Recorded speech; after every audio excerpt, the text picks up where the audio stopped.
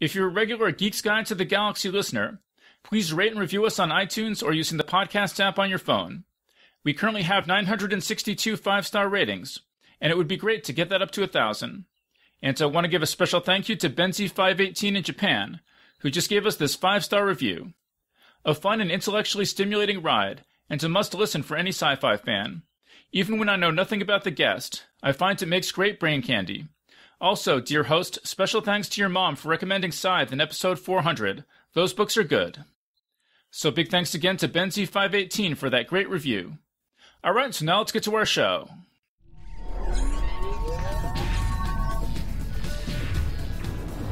Wired.com presents The Geek's Guide to the Galaxy. And here is your host, David Barr Kirtley. Hello, and welcome to episode 462 of Geek's Guide to the Galaxy. Our guest today is Julia Galef, who you may remember from our panel on rationalism and science fiction back in episode 88. She's the host of the Rationally Speaking podcast and co-founder of the Center for Applied Rationality, and her 2016 TED Talk, Why You Think You're Right Even If You're Wrong, has been viewed over 4 million times. And we'll be speaking with her today about her new book, The Scout Mindset, Why Some People See Things Clearly and Others Don't. I also just want to mention that there's a part in this interview where I can't remember the name of a movie. So that movie is Coherence, directed by James Ward Burkett, and you should all go check it out. It's great. And now here's our interview with Julia Galef. All right, so we're here with Julia Galef. Welcome to the show. Thank you. It's great to be back, David. Okay, so your new book is called The Scout Mindset. Yes. So how'd this book come about? Well, so I've been interested for many years now in the project of improving human reasoning and decision-making, and it just became increasingly clear to me over the last 5 years or so that the bottleneck for improving reasoning and decision-making isn't what I thought it had been. I kind of thought that, you know, what we all really need is just more knowledge, like more knowledge of cognitive biases and logical fallacies, and having that knowledge will improve our thinking. And what I ended up concluding is that the bottleneck isn't so much knowledge as it is motivation, the motivation to direct our intelligence and our knowledge in the right direction. That is, in the direction of actually trying to see what's really true, trying to figure things out honestly, as opposed to the direction of trying to justify what we already believe or justify what we want to be true. And so the Scout Mindset is the result of that new focus for me on the motivation to see things clearly. And could you just explain what is the title, The Scout Mindset? What does that mean? mean? So the Scout Mindset is my term for, as I say, the motivation to see things clearly, to see what's really there as opposed to seeing what you wish was there. And it's part of this framing metaphor of the book in which I talk about how we humans are often by default in what I call soldier mindset, in which our motivation is to defend our pre-existing beliefs or defend what we want to be true against any evidence that might threaten those beliefs. And I use that metaphor because, you know, the way we talk about reasoning is very militaristic. You know, we talk about defending our beliefs or buttressing our positions or supporting our positions as if we were talking about, you know, a military position or even a fortress. And when we talk about opposing arguments or evidence, we talk about shooting them down or poking holes in them. And so, yeah, the soldier mindset is just my term for this way of thinking, which, you know, I'm sure people are already familiar with under different terms. You might have heard it called rationalizing or motivated reasoning or wishful thinking or denial. These are all different facets of what I'm calling soldier mindset. And so Scout mindset is an alternative to that, an alternative way of thinking, because the Scout's role is not to go out and attack or defend. It's to go out and explore and see what's really there and try to form as accurate a map of the situation or the landscape as possible. So that's Scout mindset. Yeah. So do you remember, like, was there a moment when you thought, I'm going to write a book, or how'd the book itself come about? No, I don't think there was a particular moment. I mean, I have lots to say. I had been saying it in, you know, talks whenever people would let me, and on Twitter and so on. And I just had some publishers reaching out to me asking if I'd be interested in writing a book a few years ago. And so I jumped at the chance to, you know, have a bigger platform than I already had. That's interesting. So was it pretty straightforward then getting the book published? You didn't have to go through the whole 25 rejections, years of frustration kind of thing? No, fortunately, the opportunity just presented itself, and I was like, I do have lots to say. Thank you. So yeah, maybe I was luckier than the average author. I mean, it's interesting because last year I interviewed Jonathan Kay. He wrote a book about the conspiracy theory mindset. And one editor told him, quote, debunking books don't sell. And this is not quite a debunking that surprises book. But, me. Yeah, but you think that you never heard anything about the market for skeptical books or anything like that? Well, actually, the way I was, my pitch and what I think the book ended up being is kind of different from a debunking or skeptical book. So not to criticize books about, human irrationality, because I like a lot of them and have learned a lot from them, like, Predictably Irrational or Thinking Fast and Slow. But my book was kind of intended to be using those books as a jumping off point and saying, yes, it's true that we humans are irrational in a lot of ways. Lots of other people have written about, soldier mindset, but I'm just interested in where do we go from there? Like, how do we actually make our thinking more objective and fair-minded and truth-seeking? And I think part of the answer is to focus on the flip side of the coin, because we're not always irrational. We're not always in soldier mindset. Sometimes some people are able to, see things accurately even when the truth isn't what they had hoped for, isn't convenient. Sometimes we are able to be in scout mindset. And so I just wanted to write a book focusing on that side of the coin and asking what can we learn from our successes? Yeah, I mean, it's a very upbeat, cheerful tone to the book. Oh, good. That's what I was going for. Yeah. Although there is one part where you say, sometimes the project I'm working on seems hopeless. For example, just to pull a random hypothetical situation out of thin air, the book I'm writing seems terrible and I should give up. Yeah, I'm not going to deny I have those moments frequently, yeah. I mean, do you think that's just a normal part of writing a book, or was this a challenging book? I hope so. I hope that's normal. Yeah, I mean, I wanted the book to be so many different things. So it felt like there were a lot of constraints that were on me or that I had put on myself. So, I wanted it to be, intelligent and have insightful points that are non-obvious, but I also wanted it to be just really accessible to people who aren't already like reading and thinking about this stuff 24/7 like I am or my friends are.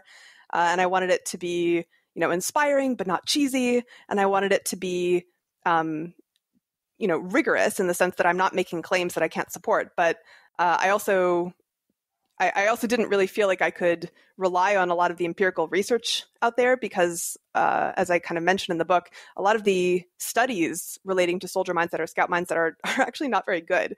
And so that was also a challenge, is how do I write kind of a well-supported book without relying on research that I don't really trust? And so I don't know, that's like a fraction of the constraints that I felt like I was laboring under. And so I did often get discouraged, but hopefully the end product is something that hits enough of those points that I can be proud of it. Well, yeah, I was going to ask you about the social science research, and you say it's interesting because you say that you started out, collecting all these studies that kind of supported your thesis, and then you came across ones that contradicted your thesis, and you're like, oh, this is nonsense, And then that prompted you to go back and look at the ones that supported your thesis, and you're like, oh, these are kind of all nonsense too. Right, exactly. I wanted to make sure I was applying the same standard of rigor on the studies that supported my view as I was applying to the studies that didn't support my view. Yeah, I don't read a lot of social science, but my impression is that just a lot of it is just really, really bad. I mean, in ways that are even obvious to an outsider, to a non-specialist. I mean, I interviewed this guy, Chris Ferguson. He wrote a book called Moral Combat about how violent video games, there's really no evidence that that they have any negative impacts. And the studies supporting the idea that they do is like, well, we know that they make people more violent because we called people in and we had them play a violent video game for 10 minutes, and then they were like 1% more likely to blast their partner with a unpleasant noise or something. I know. Yeah, and like even setting aside any questions about are they using the right statistical methodology, are they p-hacking or whatever, just looking at what they actually did, the idea that you would generalize from that to playing video games makes people more violent in general is such a leap, right? Yeah, exactly. So I don't know. I feel for you trying to write a book in this space. Yeah, I mean, where I landed is just I don't actually think we need studies to, or let me rephrase that. The reason that I believe we don't need studies. Screw them. Well, no. To be clear, studies are great if they're well done, but I don't actually think we need studies to recognize that sometimes we are more truth-seeking than other times, and there are some ways of pushing yourself into a more scout-like, a more truth-seeking mode that often work for many people, just anecdotally. And so, it'd be nice to have studies telling us exactly what the magnitude of the effect is and exactly which people these studies work for in a rigorous way. But I don't think we have those studies. And so, that's too bad. But I think it's still valuable to point out, like, anecdotally, a lot of people seem to use these techniques and find them helpful. And here are some examples. One of the things I do in the book is I kind of address some common beliefs that I think are wrong about scout mindset, like the idea that you can't express uncertainty and still be taken seriously as a leader or an expert. And so, just pointing out a bunch of counterexamples to that common wisdom, like the fact that Jeff Bezos talked very frankly about uncertainty when he was founding Amazon, I think just pointing out counterexamples is, a valuable update in itself, even if we don't have studies or if we don't have a lot of really well-done studies on the relationship between how you talk about uncertainty and people's trust in you. So, point being is, I think there's like a lot of value that you can get out of just looking at the evidence that we have, even if it's not as good as we would like. Yeah, I thought the stuff in the book about Jeff Bezos and Elon Musk was so interesting because you make this point that a lot of sort of self-help business type books is like, in order to be successful, you have to be confident. And so if anyone says, can you do this? You say, absolutely, rawr, I got it, Right. And you make nice dramatization there. Yeah. I mean, I listened to the audiobooks and that's what they're like. But that you make this point that Jeff Bezos and Elon Musk were both like, there's a 70% chance this isn't going to work. There's a 90% chance this isn't going to work. Exactly. And people still were inspired by them and found them confident. Right. Yeah. And, I think it's interesting with Elon Musk in particular, as you say, he's been very clear from the beginning that he thought there was probably a 90% chance that that each of Tesla and SpaceX was going to fail. And he just did it anyway, because he felt like, well, the upside or the value of success, if it does happen, is so large that it's still worth trying.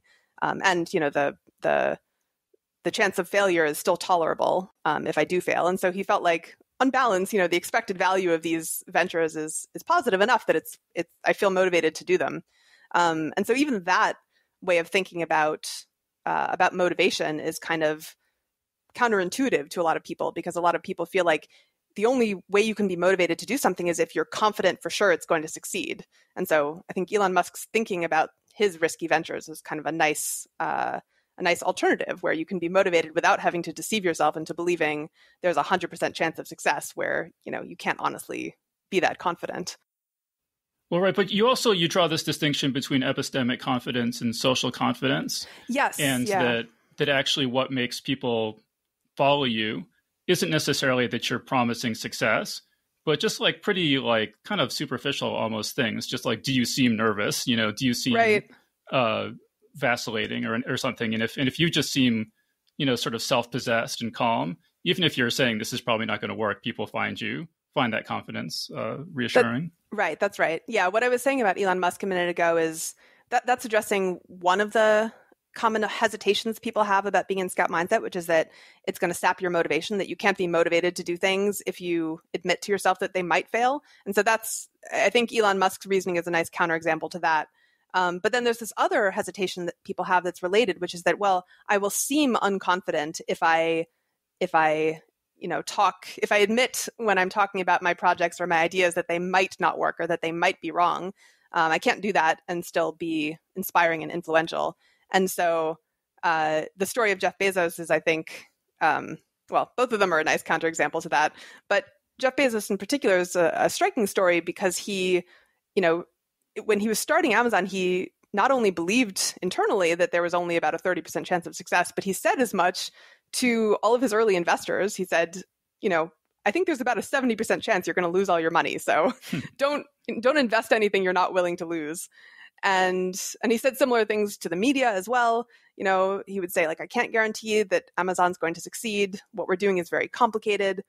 And yet, in spite of all that, clearly he was very, inspiring and persuasive. He got a lot of people to invest in him and work for him and cover Amazon. And by explanation for what's going on there is that we tend to conflate two different kinds of confidence, or two different things that we mean by the word confidence. And one of them is, I call epistemic confidence. And that's about how much certainty you have in your beliefs. Like, are you 100% certain your company is going to succeed, or are you only 30% certain? And if you're being a good scout, you're not going to be 100% certain in everything, because you just can't, that's not really justifiable. But then the other kind of confidence is what I call social confidence. And that's just about how self-assured you are. Like, do you have good posture? Do you speak in a confident tone of voice? And just how do you act? Like, do you go out and take charge and make things happen? Are you comfortable speaking in front of groups, and putting your ideas out there? And what I learned from both looking at the few academic studies that I actually thought were decent, and then also looking at real life case studies like Bezos, is that social confidence is what matters for winning people over and getting them to look up to you and follow you. And so even though Jeff Bezos was expressing relatively low epistemic confidence in Amazon's success, or at least low compared to how other founders talk about their companies, he had tons of social confidence. He spoke confidently. He was going out and taking charge and taking risks. And, he was also very passionate about his vision for Amazon. If you listen to him talk about the early days of internet commerce and his vision for what was possible, he speaks with so much just excitement and drive. And that's despite the fact that he's saying, this isn't a sure thing, but here's my vision for what I'm trying to create. And so that, that's what early investors point to when they talk about why they invested in him. They say they're aware it's not a sure bet, but they say, he's so charismatic and he has so much energy and passion, and, he's done his homework. And so this is a risk worth taking. Yeah. Well, let me ask you about this. So there's a line where you say, more than once during my research for this book, I realized I'd essentially wasted an interview because I spent it trying to convince my interviewee that my thesis was correct instead of trying to understand their point of view. Yeah. Well, are you just going to bring up all of the examples of my failings and foibles from the book, one after the other? Yes, that's true. That's the thing I've done. So we're just getting started. Oh, yay. But part of the reason it struck me is because that doesn't sound like you at all. I mean, I kind of know you a little bit, and I've listened to your podcast a lot. And so I'm just kind of curious, what did you feel motivated to, like, what sort of points got you to, kind of get into that more combative soldier mode? Yeah. Yeah.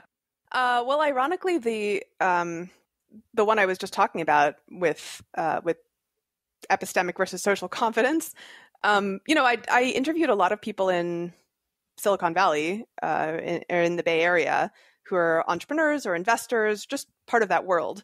And this common wisdom that, no, you have to be a successful entrepreneur, has to be 100% confident in himself and in his project. That's what gives you the motivation to succeed, and that's what makes other people trust you. That's just a really common belief. And because it seemed to be undermining my thesis, this is a topic I'm passionate about, and I was writing this book, so I'd kind of invested a fair amount of my identity in this thesis. I did kind of automatically go into arguing with them mode and trying to point out counterexamples, and which is just not that helpful. Like, the whole point of the interviews was to hear why they disagreed with me, and if their experience contradicted what I was saying. And I ended up feeling like for the most part, their views didn't contradict what I was saying. But how to put this? What I ended up thinking was happening in a lot of those cases was just that either people were conflating social and epistemic confidence, as I mentioned, or they were using the word confidence or optimism in a different way than I was. Like, they might say it's really important to be optimistic, and I would hear that and think they mean it's important to overestimate your chances of success. But in fact, what it turned out they often meant was just it's important to focus on what you can fix instead of what you can't fix, or it's important to, try to keep a cheerful disposition instead of feeling despairing, all of which are things I agree with, and that I don't think they actually contradict Scout mindset. But I didn't get to the point of figuring that out until I got myself to kind of calm down and actually try to understand what they were saying instead of argue with them. Yeah. I mean, there's a part where you're talking about how sometimes if you're having a conversation with someone and it's really awkward, sometimes people will say, "Oh, this is awkward, huh?" And that you think that just makes it way more awkward. And I agree with you. But okay, actually, I think it was the majority of people, though, disagreed. I forget. Well, in one poll that I did on Facebook, yeah, the majority disagreed. I don't know how representative that is, but it still shocked me that out of my Facebook friends, the majority disagreed with us. Yeah, right on. But you describe interacting with one of the respondents who says, "Wait, you feel like it's your responsibility to make conversations go smoothly," and you say, "Wait, you don't." Right. And I'm totally with you there too. Like, so this person will be having an extremely awkward conversation and is just kind of like, "Yeah, this is not my problem." I don't really understand that, but neither do I. But yeah, I was telling that story in the book as part of an exploration of how you should react when the world like contradicts your expectations. And so my expectations in that case had been, well, of course, everyone knows that it makes things more awkward to point out awkwardness explicitly. And I just kind of expecting to confirm that expectation, I did this poll on Facebook describing the situation that I had recently been in when I was in a conversation and the person I was talking to said, "Well, this is kind of awkward, isn't it?" And so I described the situation as neutrally as I could without describing where I was in the situation, and asked, in your opinion, does calling attention to the awkwardness make things better or worse? Like, does it make things more or less awkward? And I was shocked that something like 2/3 of the respondents said, "Oh, I think it makes things better to call out awkwardness explicitly." And I was like, "What? You're crazy." But, so one way to react to such a result would be to just get annoyed and dismiss it and say, well, these people are crazy. But another way to react is just to get curious about, well, what's going on here? Why did they disagree with me? And so that's how I ended up having that conversation with the person you were quoting, where we were trying to understand why we had such different intuitions about this social situation. And so one of the things that I learned was that we felt differently about it because he didn't feel the same pressure I did to make conversations go smoothly. And so it didn't, calling out the awkwardness didn't feel to him like a challenge to his ability to make the conversation succeed. And anyway, I'm not claiming I fully understand his psychology yet, but it at least, I don't know, I felt like it gave me some insight into how different people were perceiving these social situations, and just gave me kind of the update in general that people's subjective experience of social dynamics is more different than I had thought. And that was kind of a useful update, because now when it seems like someone is behaving in a inconsiderate or rude or clueless way, I'm less likely to get annoyed and more likely to just assume probably they're perceiving the social situation differently from me, and to be curious about why and how. Yeah, I really wonder with a lot of these things is, one of my big things is I always feel horrible if anyone that I'm talking to in a group is left out of the conversation. And Me I always too. make a huge effort to, if someone hasn't talked for a while, I'll be like, "Oh, what do you think about this?" Or like, whatever. And it's just obvious to me that most people don't think about that or don't care or whatever. Or a related thing that bugs me, since we're talking about social things that bug us, a related thing that bugs me is when someone's telling a story or they're explaining something and they get interrupted, like either because someone in the group interrupts them or, I don't know, the waiter comes by at dinner to take someone's order or something. And then after the interruption is over, no one says, so as you were saying, you were telling us about such and such, because it's so hard for the person who was interrupted to restart their story, or at least it's hard for me when I'm that person. It feels too awkward to restart my story without anyone prompting me to. And so I'm so grateful to the people who are like, oh, so Julia, you were saying about such and such, and then I have my opening and I can restart my story. So yeah, but it seems like that's something that a lot of people don't, it doesn't occur to them to be a useful thing to do. Yeah, I mean, I wonder if people like us who care a lot about that kind of stuff are more likely to end up as podcast hosts than the other kind of person. It's possible. I mean, there's also, I can see potential upsides to the other, to the, less neurotic approach to social interactions or less mindful, I guess is another way to put it. Maybe it makes social interaction easier and less stressful if there are so many fewer things they're concerned about. And that's a valuable thing in its own right, That's interesting. I mean, while we're on the subject of things that bug us, I mean, a lot of times I'll interview people and say, oh, so like, how'd you come up with the idea for this book? Yeah. And they'll talk for 20 minutes. And I'm kind of like, is this person thinking like, I read their whole book and really I only wanted to ask 3 questions about it and then have them give me 3 20-minute answers. And then that's the whole interview. I know. Do they think that that's a rewarding experience for me? Like, we could do a whole podcast on what bugs us as podcast hosts. That would also, we could definitely fill an hour of that. But now, having been on the other side of it, I'm a little sympathetic because you kind of assume that if you've written a book, you can just explain your ideas in an interview. But the way you explain something in 2 minutes is very different from the way you explain it in, 10,000 words. And it actually does take some effort and practice to be able to summarize the ideas quickly. So that's been a learning process for me. Okay, see, I haven't written a book, so I've never been interviewed about a book, so maybe I should. Well, when you do, you can let me know how easy or hard you find it. Yeah. I mean, I feel like I'm actually pretty good about summarizing things succinctly, so I think I'll be fine. But okay, yeah. Well, I have confidence in you. I think it's justified. Is it social confidence or epistemic confidence? I have reasonably high epistemic confidence that you will be able to speak concisely about your hypothetical future book. All right, awesome. Okay, so I obviously another thing I want to talk to you about is science fiction. Oh, I'm yes. a big science fiction fan. And so in part of the book, you're talking about these different tests you can do. So like the outsider test, the status quo bias test, the conformity test. And you talk about doing thought experiments.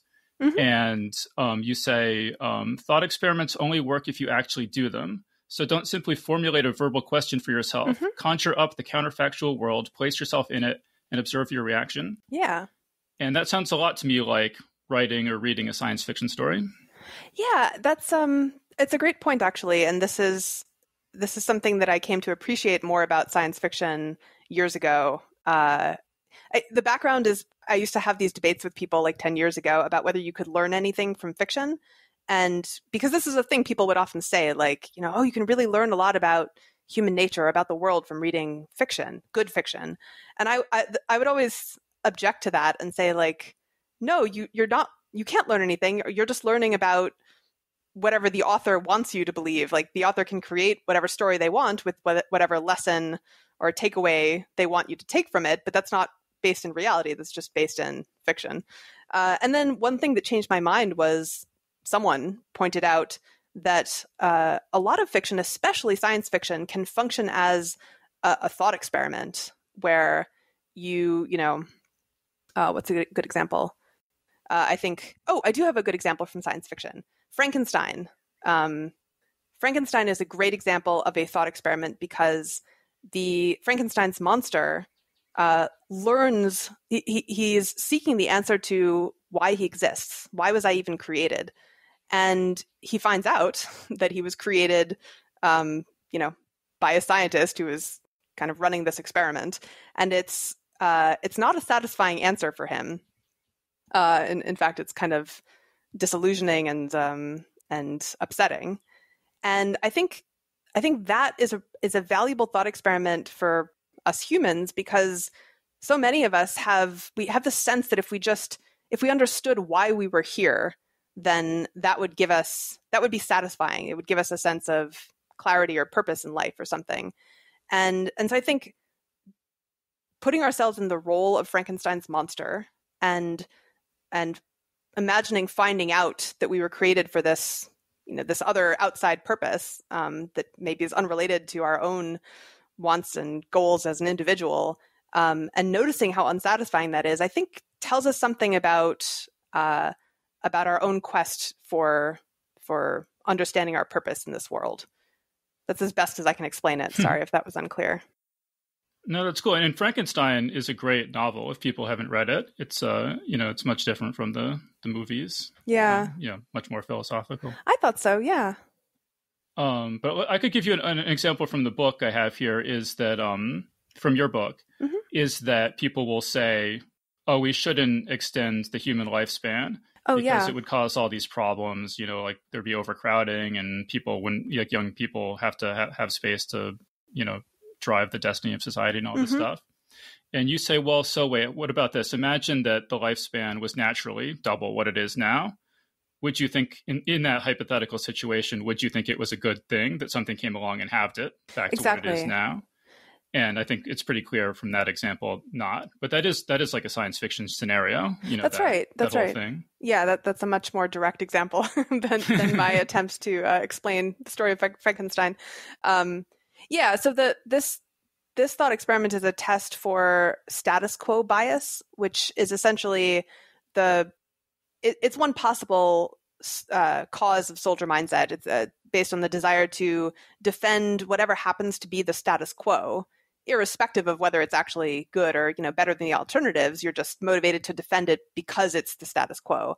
And so this often comes up in discussions over life extension research, or I claim it's in play in discussions of life extension research, where some people will argue, no, it's actually good that the human lifespan is only about 85 years. Even if we could find a way to extend that 10 or 20 years or more, we shouldn't, because, and then they have various reasons for why that would be bad. Like, well, if we lived longer, we would get bored. Or, oh, well, if we lived longer, the pace of change in society would be too slow because, society changes, social mores and new innovations change by older generations dying out and new generations getting to take their place in society. And so we need people to die off in order for that process to happen.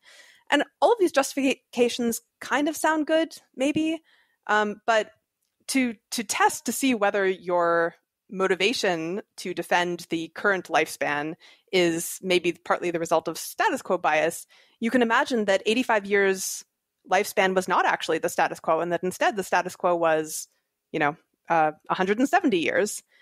Would you then feel like it was a good thing if that lifespan was cut in half down to 85 by some genetic mutation or something? Would you say, yes, excellent, now society will start to change faster? Or will you say, no, this is such a tragedy that we used to get to live 170 years, now we're only living 85 years? And so I think flipping that around can really change your intuitions about, which lifespan is preferable to which one. And it's just interesting that, in theory, that shouldn't matter, like which one you imagine is the status quo. And yet in practice, it does. And I think that's telling. Yeah. And so then another one I want to just throw out here is you say that if you're trying to make a decision about, should I change my life or something, you should imagine that what if somebody else who's not you magically found themselves in your body? Would they stay in your job? Would they, whatever? And that's another kind of obviously science fictional scenario that you can use to, go ahead. No, I'm agreeing with you. I think that's, in fact, sometimes this kind of thought experiment is called the teleporting alien thought experiment. I don't remember who came up with that. I've seen it described that way, where, if you're in some situation, you're trying to make some life decision, like, should I, quit grad school? I've been doing this program for 4 years, but I'm not sure I want to continue. Should I quit or should I stay? Or, trying to decide if you should hire or fire someone, or hire or fire someone, or pivot your business. And, it can be really hard to think clearly and objectively about those decisions because they're just so tied up with all of these things like, like, I don't want to have to admit to myself that I made a mistake, or I don't want to, I hate the idea of those years being wasted, even if I'm no longer happy with this path, etc. And so the thought experiment is to imagine an alien just teleported into your body, into your position, and is now finding themselves in your life, faced with these decisions, but without all of the baggage that you have, without all of that, emotional baggage from the fact that you've been doing this for years. And so the alien is just asking themselves, well, all right, here I am. I'm faced with the decision now of, 2 more years of grad school in exchange for this degree, or switching to do something else, which seems better to me. And so imagining how this alien in your position would choose, or how the choice would seem to them, I think can be a good way to kind of strip away all of that baggage and see just what seems like the best thing to do in the situation, setting aside the fact that it's me. Well, it's interesting you use that example of quitting grad school, because you say in the book, my path to this book began in 2009 after I quit graduate school. Right, yeah. So did you use that thought experiment to make that decision? I don't remember, honestly. I certainly have used it in other situations. I don't remember if I actually used it in the grad school case. It might have been just clear enough to me that I didn't want to be in academia at that point, that I didn't need a thought experiment to tell me. Is it possible that you're an actual alien who transported into Julia's body? Some people have accused me of being inhuman, so maybe. I wouldn't tell you if I was, though. Okay, yeah, that's probably safer that way. Well, actually, speaking of aliens, you talk a lot in this book about Mr. Spock. Mm-hmm. So tell us, and you actually did this sort of quantitative analysis of Mr. Spock. So tell us about that. Yeah, some people might feel like I'm picking on Spock too much, but I stand by it. So so Spock in the Star Trek TV shows and movies, he's held up as this kind of exemplar of logic and reason and rationality. And he's set up, in my opinion, as almost a weak caricature, a straw man of reason and rationality, because he keeps making all these dumb mistakes. And that's kind of the show's way of proving that, logic and reason and rationality aren't actually all that great. And so, one of the things that he does that's supposed to be emblematic of rationality is he makes all of these very precise predictions, as if he's kind of calculating odds in his head. Like, Captain, by my estimates, there's a 86.34 chance that we will crash on this planet or whatever. And so I was just curious, how often is Spock actually right? How often do these confident, precise predictions actually translate into accuracy?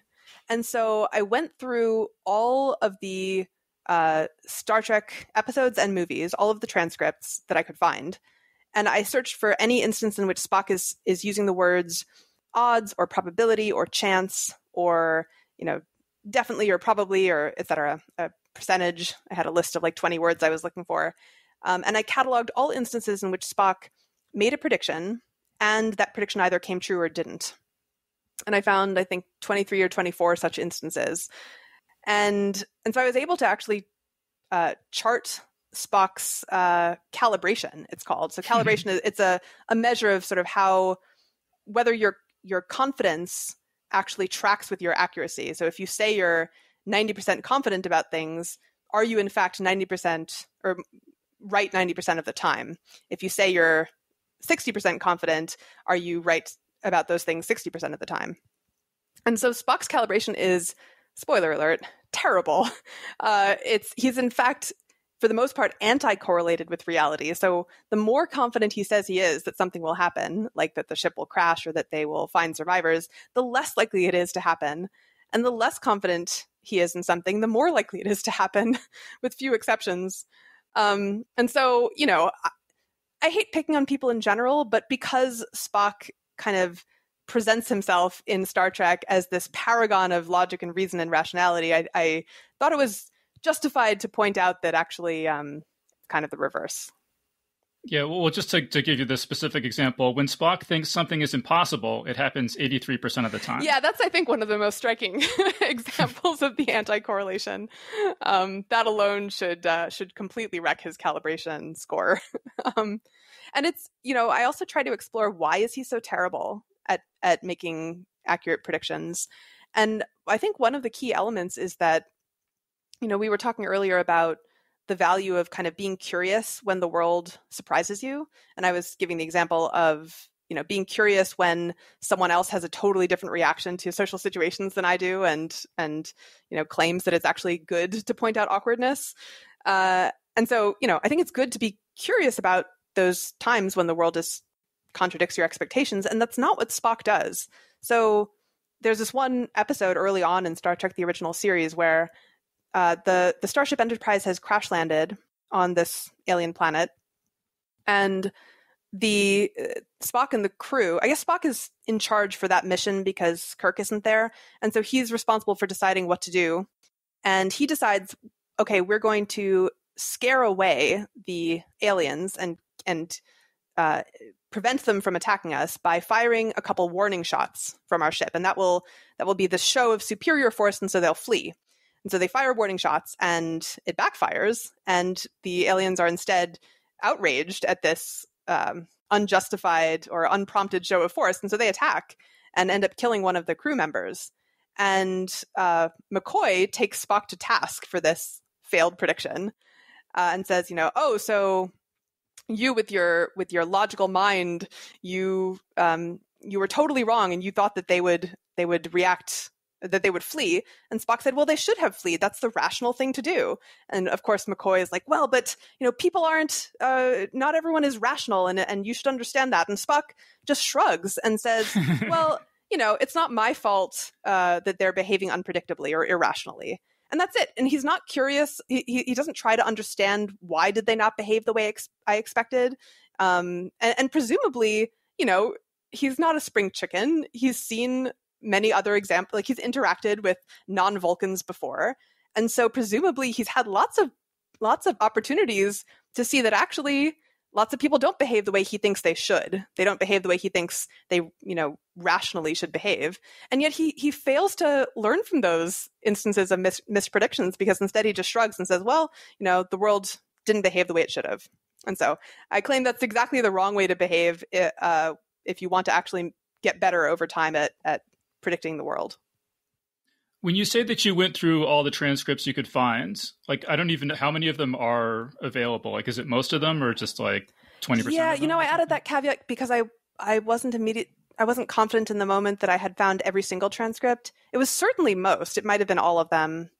But I have this vague memory that there were a few that I couldn't track down. So it may not be a complete, but I'd be shocked if the few transcripts I couldn't find somehow saved Spock's calibration curve. How long did it take you to tabulate all those results? A few days of constant work, but it was very fun. It was one of the more fun parts of writing the book. Yeah, you actually include your chart, or like your dates in exactly. an appendix. Yeah. And you can go through and test your own calibration on a set of trivia questions to see how you compare to Spock, and hopefully you'll do better. Well, I mean, actually, in our most recent Star Trek, one of our reviews, it was the episode we were talking about what we would want to see in a Star Trek series.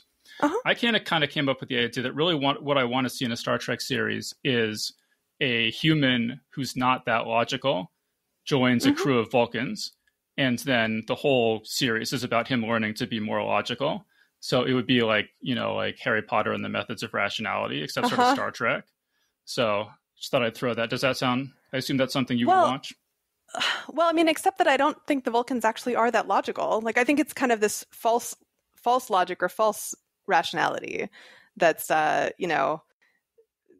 where in which, in order to be logical, you have to wait until you have all the information to make a decision, or in order to be logical, you have to assume that everyone else is logical, and both of those things are actually terrible. They're very illogical or very irrational, and so I don't know if I would want to see a human learning logic from the Vulcans, because I don't necessarily think they're the best teachers of it.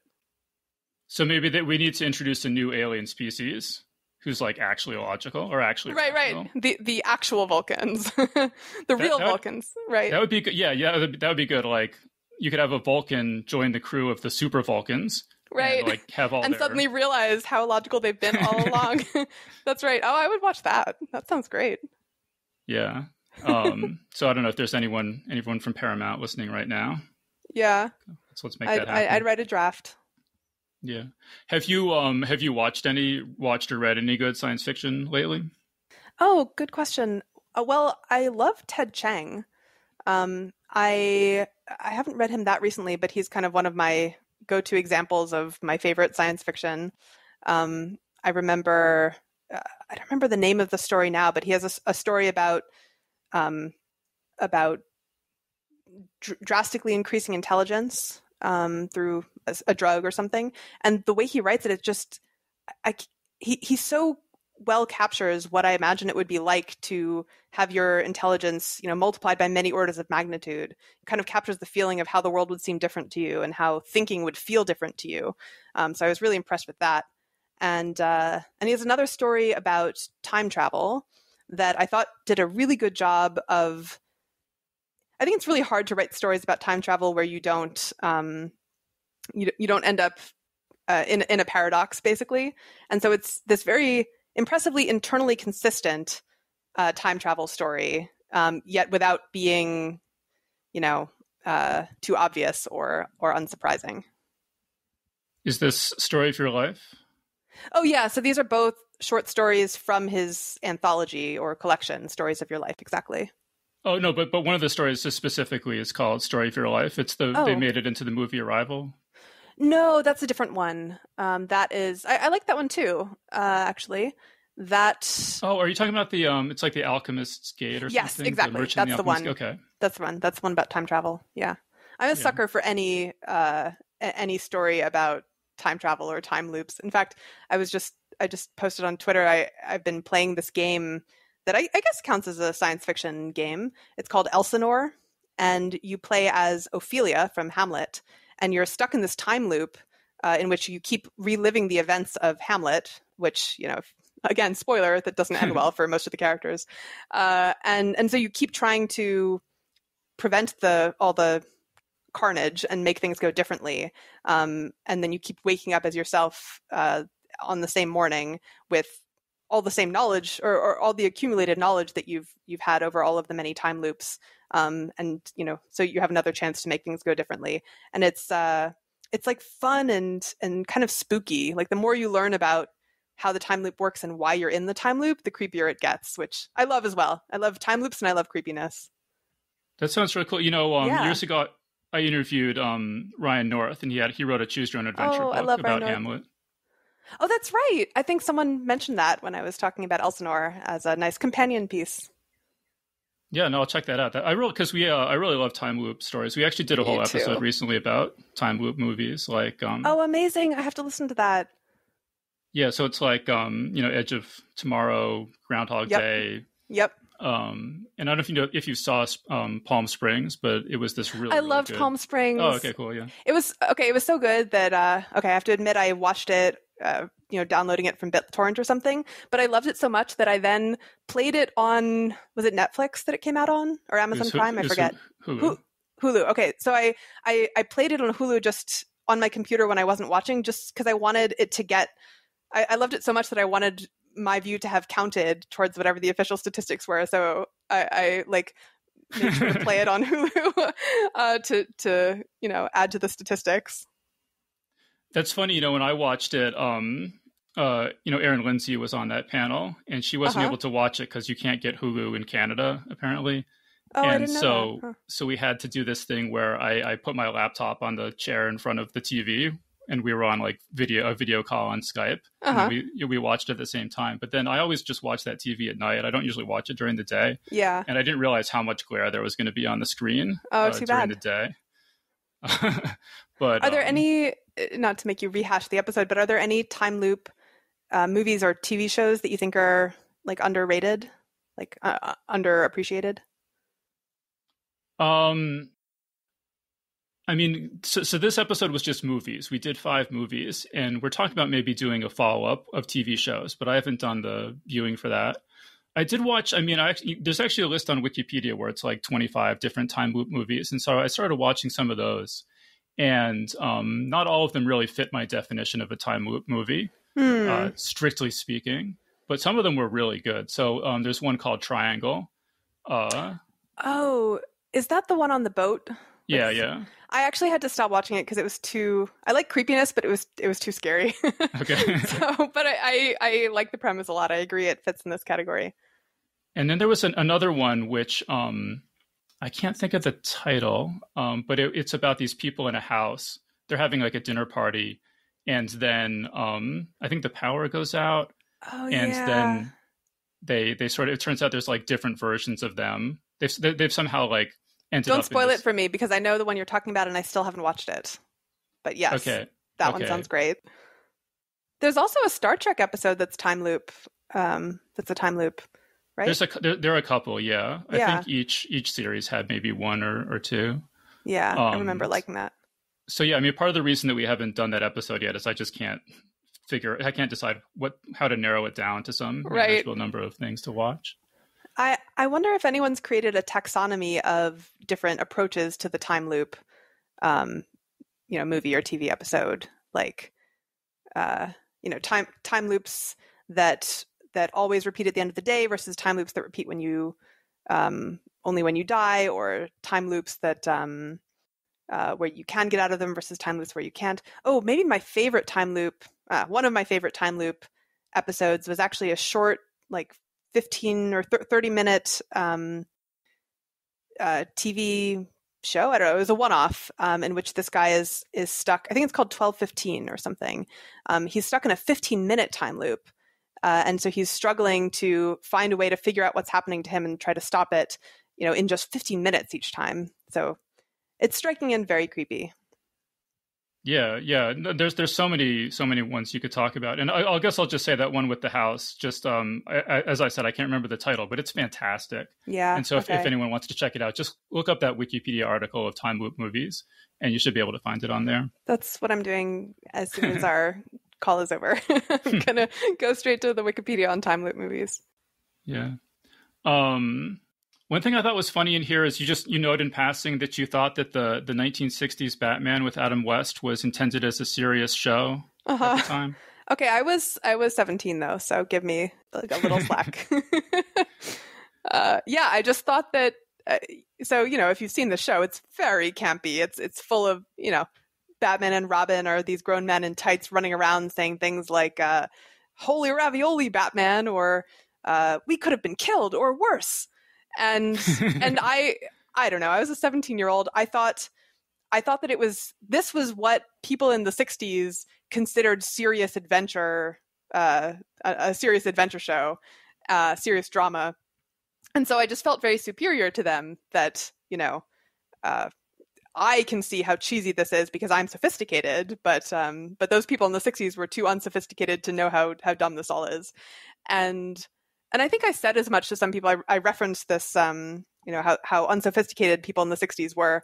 And then at some point, someone said to me, "No, Julia, that it was always intended as camp. Like everyone watching in the 60s saw it in the same kind of cheeseball way that you saw it. This is not particular to you as a sophisticated modern viewer."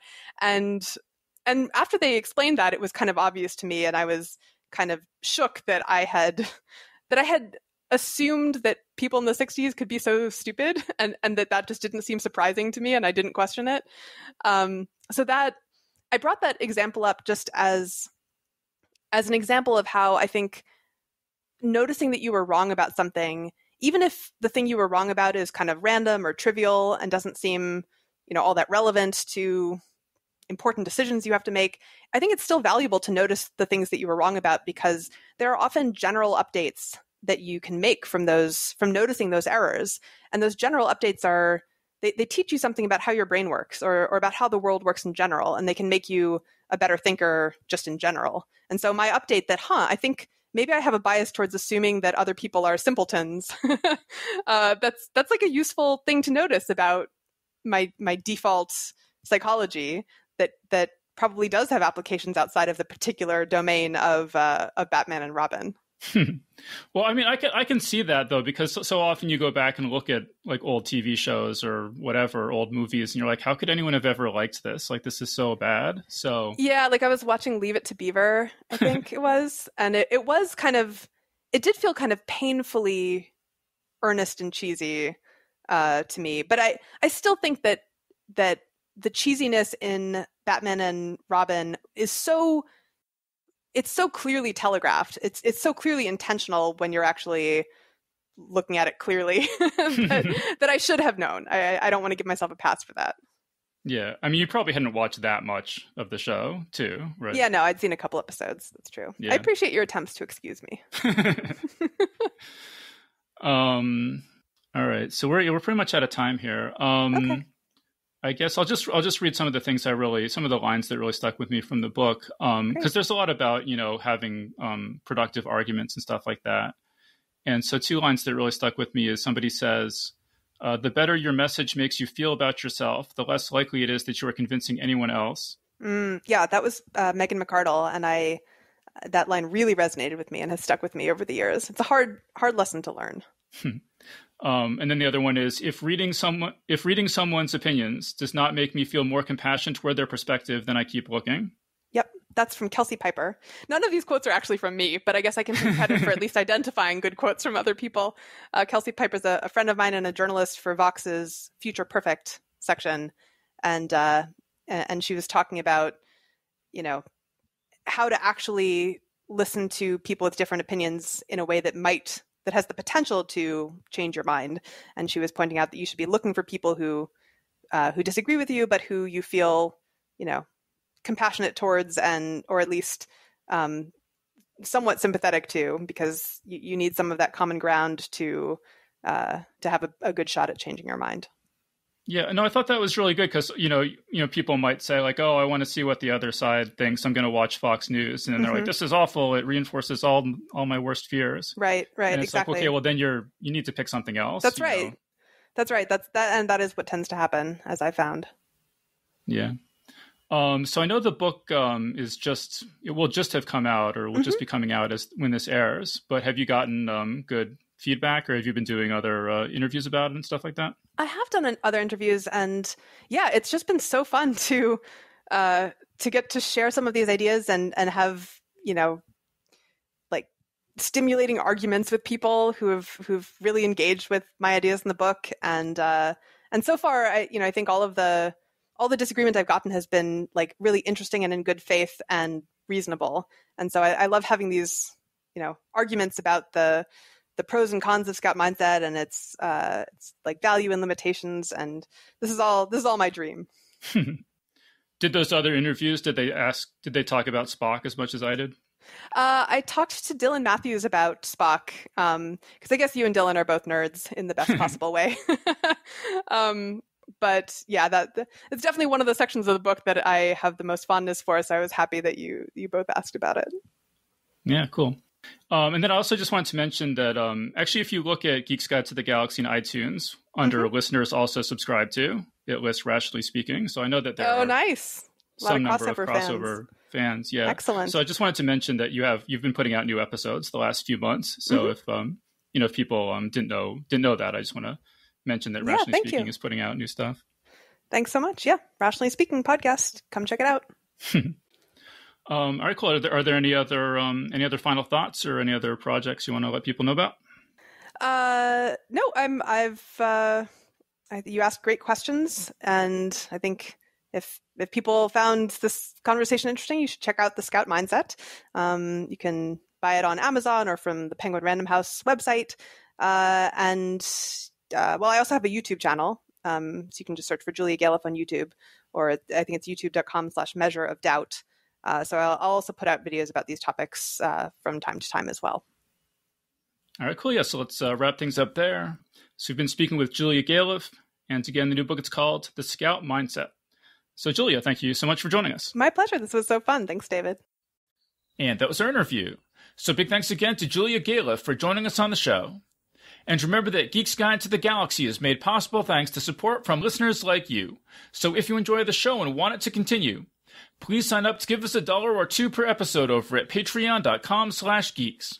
And if you'd rather make a one-time contribution, you can do that via check or PayPal over at geeksguideshow.com/crowdfunding. So big thanks again to everyone who's contributed. We really appreciate it. All right, so that was our show. So thanks everyone for listening, and we'll see you next time. The Geek's Guide to the Galaxy is a production of Wired.com. For more information about the show, visit geeksguideshow.com. To learn more about your host, visit davidbarrkirtley.com. Music and voiceover produced by yours truly, Jack Kincaid. If you enjoyed this program, tell your friends. If you didn't enjoy it, tell no one. Thank you for listening.